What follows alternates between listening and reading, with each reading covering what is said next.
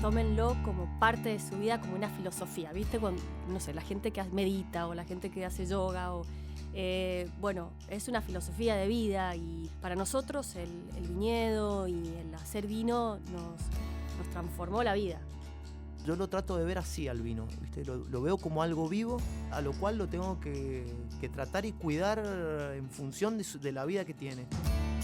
De ver cómo se desarrolla, de ver cómo crece, te vas involucrando, vas tratando de que esa planta siga, de que no abandone y vos tampoco abandonás. Es un intercambio que haces con la misma planta. Uno de los puntos más fuertes de Argentina es que tenga tantas variedades. Argentina puede hacer todos los vinos del mundo. El año que viene vamos a hacer un mejor vino. Vamos a hacer un mejor vino.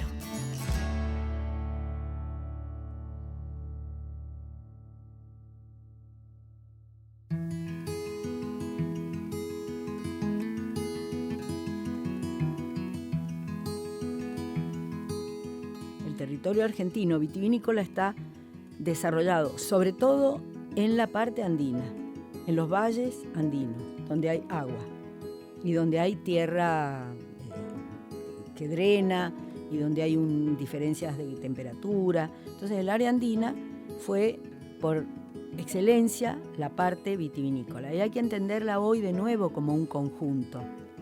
Desde el Alto Valle Calchaquí, en la Ruta 40, hasta el sur, hasta la Patagonia. Hay caminos que vinculan todas estas localidades vitivinícolas.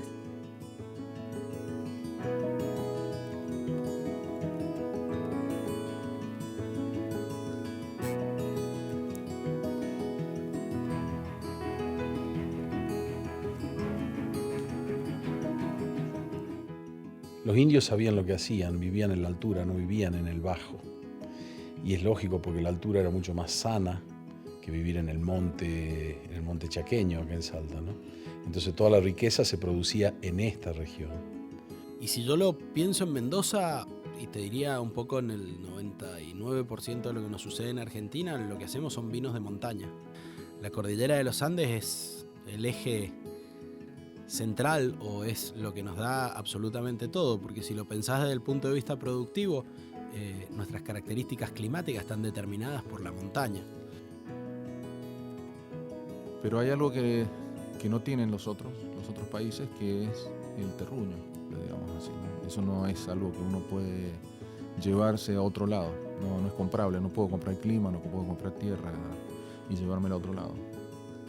Argentina está llena de gringos locos que quieren hacer vinos ricos, o sea, está lleno de buenos enólogos, está lleno de gente ambiciosa desde el punto de vista de que todo el mundo quiere hacer un gran vino, entonces y no son 4 o 5, son cientos de ellos, muchos de ellos muy talentosos, muy honestos, muy preparados técnicamente, intelectualmente, entonces hay un capital humano que asegura que por muchas generaciones va a seguir habiendo muy buen vino argentino.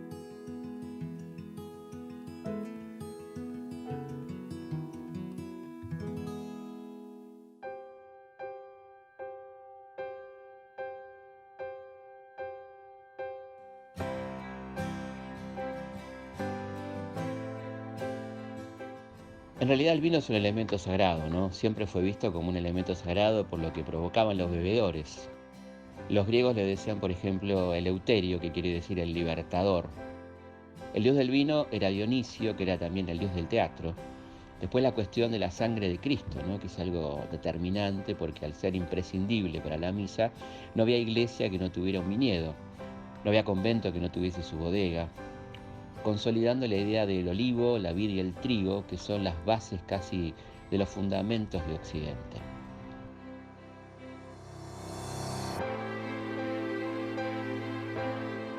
Entonces, vos vas reconstruyendo la historia, porque te encontrás, por ejemplo, en algunos de estos pueblitos del Alto Valle Calchaquí o de otras zonas, como las provincias de La Rioja, Catamarca, Jujuy mismo, que también tiene vitivinicultura, encontrás la casa con su lagar pequeñito, con sus galerías, las habitaciones donde ponían el vino, que todavía a veces lo siguen poniendo en los cacharros estos, las botijas de arcilla, cómo lo conservan, las fiestas que hacen, la fiesta patronal, la pequeña procesión con la Virgen que la llevan de una iglesita a la iglesita de otro pueblo, y hay que hacer un turismo que recorra esos caminos y que vaya hilvanando el túnel del tiempo de la cultura del vino.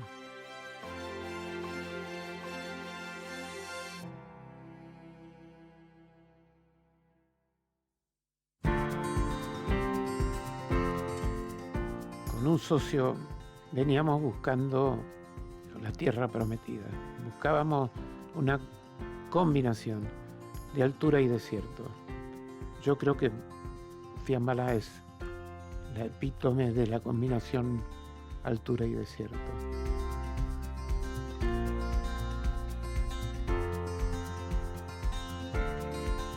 Nosotros hablamos acá en Mendoza de la viticultura de altura. Ay, sí, los viñedos que están a 1000 metros, a 1200, a 1500, nos andamos peleando a ver quién tiene viñedos más altos. Y resulta que en Cafayate, en Salta, la viticultura de altura es de la época de la colonia. O sea, es tan antigua como eso. No es la altura, es la temperatura que se consigue con la altura. Y la altura te condiciona todos los procesos de síntesis. Entonces, sin duda que cuanto menor es la temperatura que se consigue ahí, vas a tener uvas más coloreadas, más taninos, más aromas. Palabras más, palabras menos, se habla el mismo idioma y las grandes cuestiones son las mismas. Ahí tenés un suelo, un ambiente, pongámosle suelo, cantidad de agua, enfermedades, clima, lo que quiera, una planta de donde vas a sacar uva y donde vas a hacer vino. Es maravilloso eso porque te permite hablar, finalmente te da la sensación de que somos hermanos, estamos peleando la misma realidad. Es lo que me permitió conocer a mucha gente preciosa, mucha gente buena, mucha gente divertida. Me permitió, quizá haya permitido hasta que me haya casado con mi esposa. También hay botellas que te transforman. Hay botellas a las que entras siendo uno y salís siendo otro. A mí cuando me compran los vinos es como que si largara parte de mí, ¿no? Es como si tuviese algo de mí embotellado acá en el... Y es como que me... ¿no? Qué rico, ¿entendés? Me estoy haciendo un arroz, pero me estoy tomando terrible botella de vino. Esa es la satisfacción personal alucinante. El descorchar y que ese sonido hasta incluso sea fuerte, bien fuerte. Porque cuando es bien fuerte, eso te abre automáticamente la... Mirá, ahora veo que me hace como una emoción, porque te hace saliva. Te hace saliva en la boca y te hace vapear.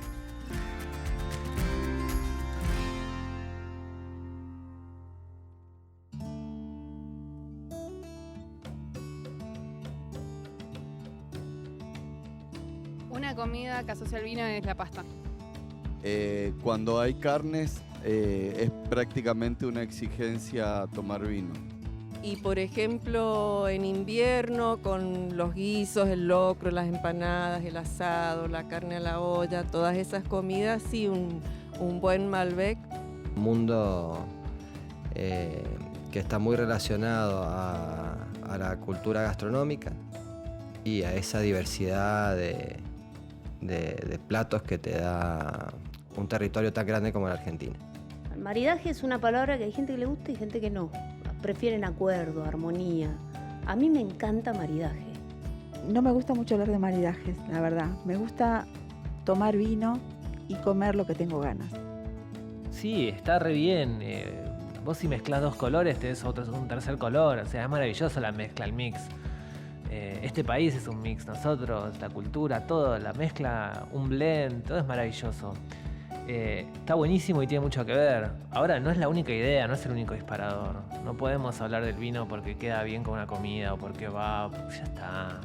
Lo mío siempre, igual que en la cocina, ha sido intuición. No cocino con recetas, no soy una gran estudiosa, simplemente me dejo llevar por lo que me gusta y lo que no me gusta.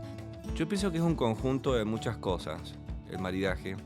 Por supuesto que está la parte técnica, donde están los ABC del libro. Después también pasa por el ingenio de uno de poder percibir el contexto, el momento en el que se va a producir ese maridaje y el lugar donde se va a producir ese maridaje. Si vamos a hacer un asado en el cual la charla frecuente, los chistes, la diversión, las anécdotas y todo son las estrellas de la noche, el vino debe ser un vino lo suficientemente fluido para que no sea protagonista. Te tiene que aportar lo que te tiene que aportar, un trago que te hace bien, que te envalentona, que te ayuda a desprejuiciarte un poquito. Si yo me hago una ensalada de hojas verdes, le pongo una lata de atún al agua, un tomatito cherry, voy a buscar un vino parecido a eso, algo fresco, frutado, ligerito.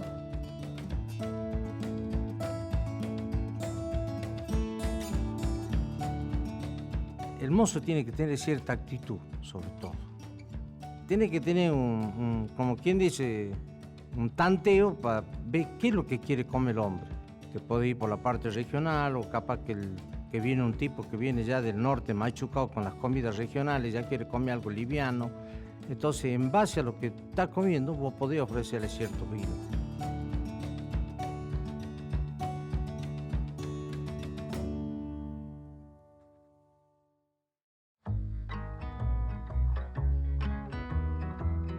Y siempre las mujeres nos encasillan con el vino blanco, siempre, siempre, o el vino dulce.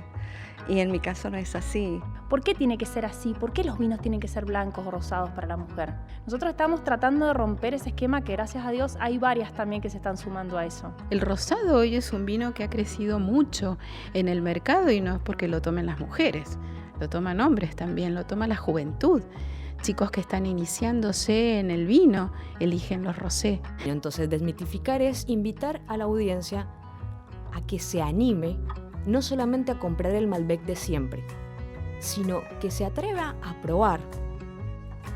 La primera mujer, yo diría la primera empresaria argentina, fue Melchora Lemos, una mujer que nace en 1691 y muere en 1748. O sea, estamos hablando de hace mucho tiempo. Y ella era de una familia que tenía una pequeña bodega, ella la agranda, la hace funcionar, la hace rentable. Es una gran emprendedora. Pone la primera pulpería de Mendoza, el primer horno de ladrillos. Cuando el hermano ve que su hermana le está yendo muy bien, que está prosperando, reclama para sí, por el hecho de ser varón, simplemente la fortuna y además se convierte en alcalde, con lo cual tenía poder también. En un momento dado, la despoja de todos sus bienes, ¿no? Porque la mujer no tenía derecho de propiedad. Cuando arranqué, encima con 22 años, me acuerdo que, claro, iba a las fincas y me miraban como diciendo, ¿y esta? Y bueno, de a poco te tenés que ir, como decimos, ya sea en agronomía, pateando cascotes y en la bodega, bueno, pasito a pasito y te vas ganando el respeto, que hoy por hoy sigue siendo un ambiente complicado. Trato de hablar más que de lucha, de conquistas, pero nos ha costado mucho a todas, pero hoy puedo verlo cada vez que voy a una bodega en los equipos. Hay equipos mixtos, yo creo en el equipo mixto. Me gustaría ver más mujeres en la parte de tomas de grandes decisiones, arriba. He visto defender enólogas los vinos como los hijos. Y bueno, te imaginas, cada uno quiere criar su hijo, no sé si a su imagen y semejanza, pero bueno, que un poco se parezcan a los papás.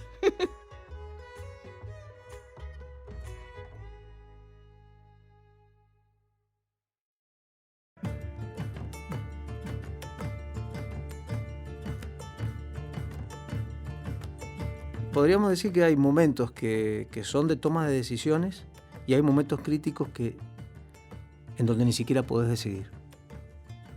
Una helada, una manga de granizo, no depende de vos, por más que intentes prevenirlo.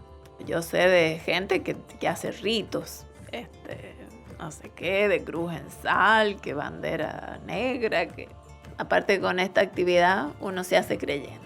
Si no sos creyente, te haces.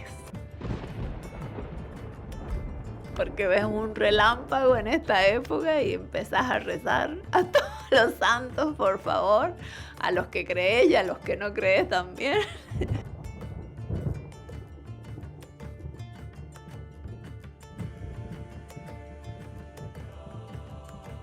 el 2016 tuvimos una helada terrible, que pensaba que íbamos a perder brazos, posiciones. Y bueno, los regamos, fertilizamos un poquito y el 2017 tuvimos una cosecha fantástica.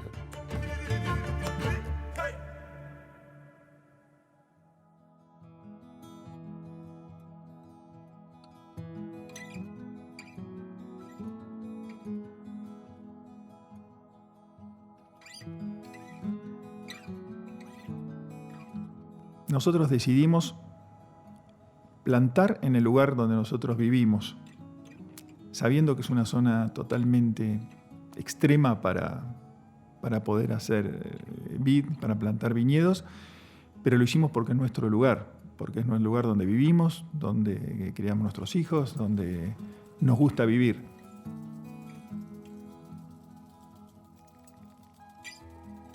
Esta región es una región tal vez no tan explorada, pero bellísima. Estamos al lado del Parque Nacional Los Alerces. El río Futaleufú es un cordón que se llama Valle 16 de Octubre, que lo colonizaron los galeses, y ese río que corre hacia Chile, hacia el Pacífico, y es un valle muy, muy bello. La vid en nuestra zona las yemas comienzan a hincharse hacia fines de octubre. Comienzan sus primeras hojitas ahí, fines de octubre. Y vamos a estar vendimiando fines de abril. Fines de abril, cuando ya todos, nosotros seguimos. Si nos hubieran dicho, ¿por qué no hacen viñedos en Mendoza, donde todos hacen vinos y ahí tenés los suelos y está todo probado, y el terroir de Mendoza y las distintas zonas? Para nosotros es un desafío, y lo más emocionante y lo más apasionado que tenemos es hacerlo en nuestro lugar. Tener una historia en una botella, pueden pasar los años, se va a llenar de polvo, se va a llenar de moho, y va a estar ahí, guardada para que alguien en algún momento la descorche y toda esa historia se la va a beber y no va a estar más en una botella, ¿no? Pero va a estar en la mente y va a estar para el recuerdo siempre.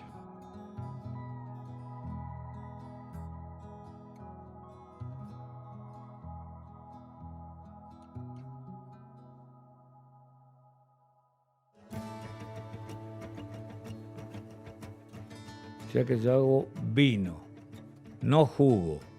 No mezclo jugo de uva con jugo de madera. La madera definitivamente en los vinos nobles, en los vinos estilo Bordeaux, es un condimento esencial. La madera otorga estos aromas dulces, vainilla, coco, chocolate. Yo soy partidario de que siempre la madera esté, como siempre digo, como la sal en un plato de comida. Estás introduciendo un ingrediente más. A mí, en lo personal, me gusta y siento que termino mejor un vino con madera. Está hecho el vino, hay, digamos, unos meses de que hay un tipo de crianza que necesita de un poquito de oxígeno. El vino tinto necesita un poco de aire, ¿para qué? Para fijar el color del vino. Si vos haces el vino y lo embotellás y no haces esos meses de crianza en presencia de oxígeno, el color del vino va a caer rápidamente cuando esté en la botella. De la otra manera te va a durar muchos años.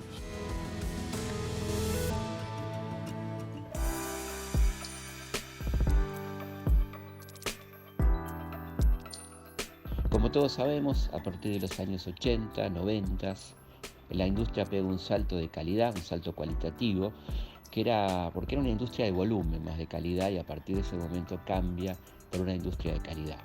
Un cambio, una bisagra para nuestra vitivinicultura, porque se empezó a utilizar el acero inoxidable, se empezó a hablar de higiene, algo que hoy es tan habitual en la bodega. Es un cambio que yo he vivido, donde poco a poco se fue deshumanizando, se fue produciendo con prescindencia muchas veces del ser humano y dando prioridad a las máquinas.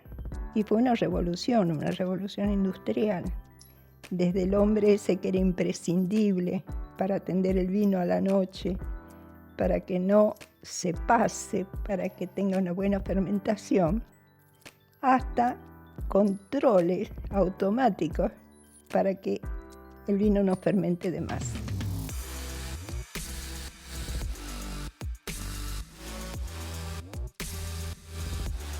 Valoro el resultado final, la copa de vino, el buen vino, etc.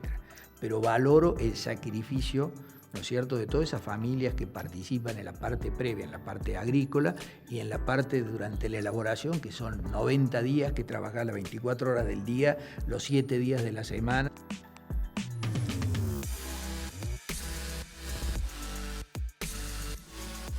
Tenés que estar convencido de que querés hacer el cambio para poder llevarlo a cabo. Después le buscamos la forma para hacerlo, pero primero tenés que estar convencido que vos necesitás y querés ese cambio tecnológico para poder seguir siendo sustentable en la actividad. De hecho, yo pienso que justamente la incorporación o la innovación tecnológica en esos procesos, lo que van a hacer es, más que expulsar gente del campo, es hacer que la gente en el campo encuentre un trabajo digno en el cual pueda desarrollarse. Bueno, para nosotros es un orgullo, ya que es la planta más grande de fraccionamientos de vino en el mundo, en envases de tetra, y es la segunda marca a nivel de volumen que fracciona en el mundo. Nosotros tenemos hoy, con una capacidad instalada en Toro, 38.000 envases horas.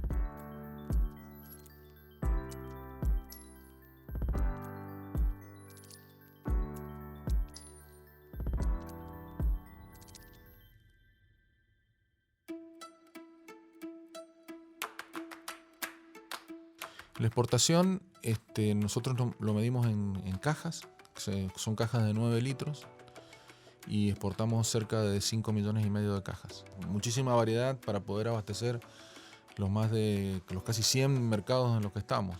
Y obviamente que del feedback que uno tiene del importador y de la visita que uno hace al mercado y de ver qué cosas son las que se están vendiendo en ese lugar, estoy hablando de los vinos estos entry level que le llamamos nosotros, los vinos de consumo corriente, en algunos lugares como en Brasil, que les gusta un poco más, que tengan un poco de azúcar, en Estados Unidos, que les gusta con una madera un poquito más preponderante, con notas de vainilla, de coco y siempre un poquito dulce. En cambio no, en Escandinavia les gustan los vinos más austeros, quizá un poco más ácidos. Y se vende vino en tetra, para decirte una cosa, en Nigeria e inclusive en los velorios.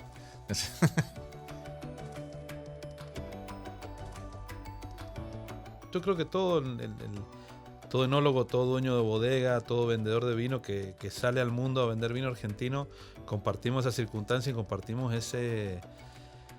esa fortaleza y en muchos casos es admirable cómo hemos conseguido grandes resultados a pesar de la adversidad.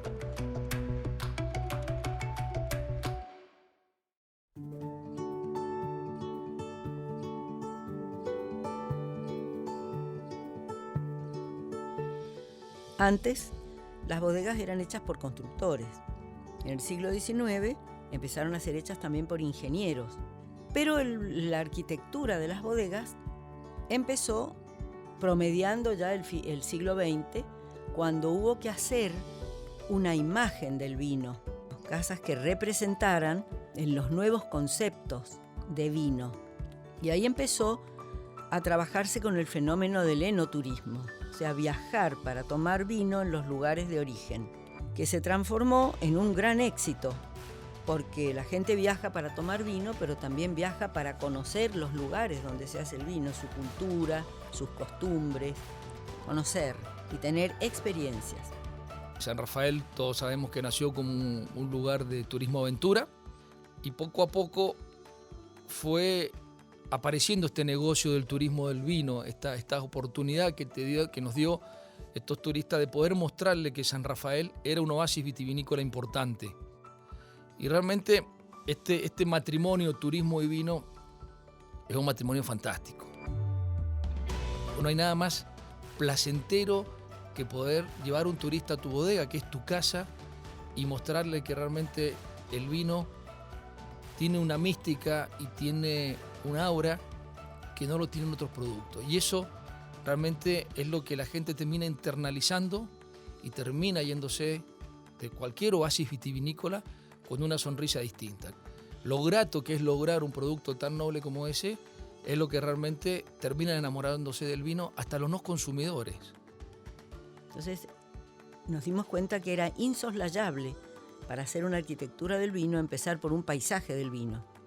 Eso nos fue entrenando para hacer una arquitectura muy sensorial. Empezamos a trabajar con la escala, con el sonido, con la luz, como te decía, con la temperatura, por supuesto con los aromas.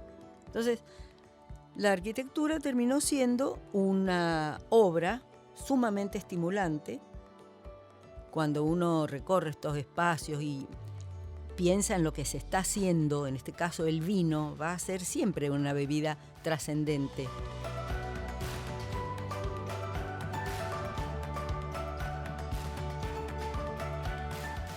Creo que hay un gran paraguas a nivel nacional, que es que el vino es nuestra bebida nacional. Es importante que el argentino se sienta orgulloso de eso, como se siente del fútbol, del tango. Es uno de nuestros grandes emblemas.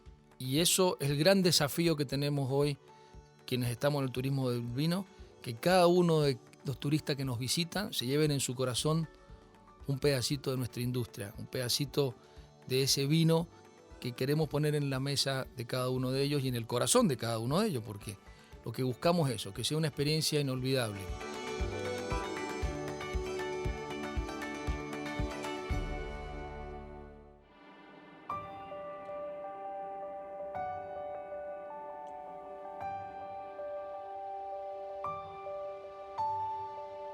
El vino es algo viviente, es algo emocional. La mejor bebida que puede hacer el hombre, ¿no? El argentino tiene en la sangre el vino y eso no se va a acabar nunca. Recordad que el vino son los 4 elementos: agua, tierra, fuego, el sol y aire. Me parece que es una bebida con tiempo, ¿no? Con sus tiempos. El vino es un gran desburrador. El vino enseña geografía, enseña música, literatura, enseña de todo. Enseña a vivir mejor, enseña a comer bien. Debe haber pocas cosas más lindas y más disfrutables en la vida. Representa la vida, la alegría. Dentro de esa botella hay un lugar, hay una cultura. Y a quien se la ofrezca van a estar conociendo este lugar a través de este líquido mágico que es el vino.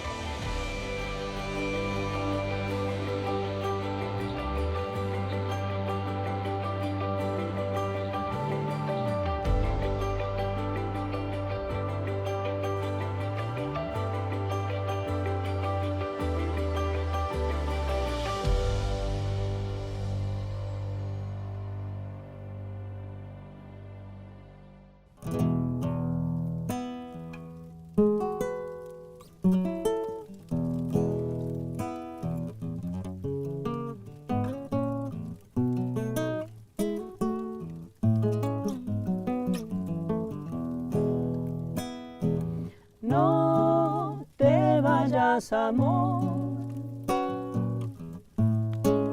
que el frío aprieta y tengo miedo de morir aquí a la vuelta.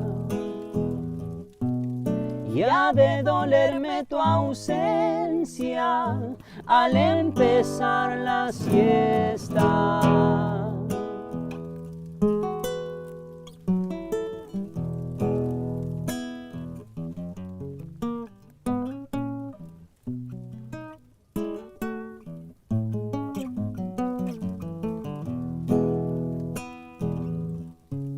No te vayas, amor, que no hay sosiego. Estoy en la frontera de yo y mi ego. Tengo un hueco en el alma y tierra en sus pliegos.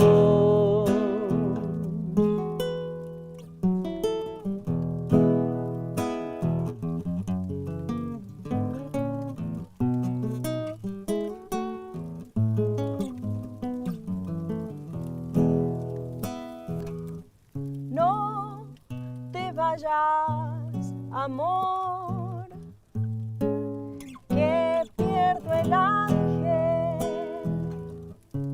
¿Y dónde pondré los versos sin estrenarse? Hoy mi amor está en tus calles, le brillan los detalles.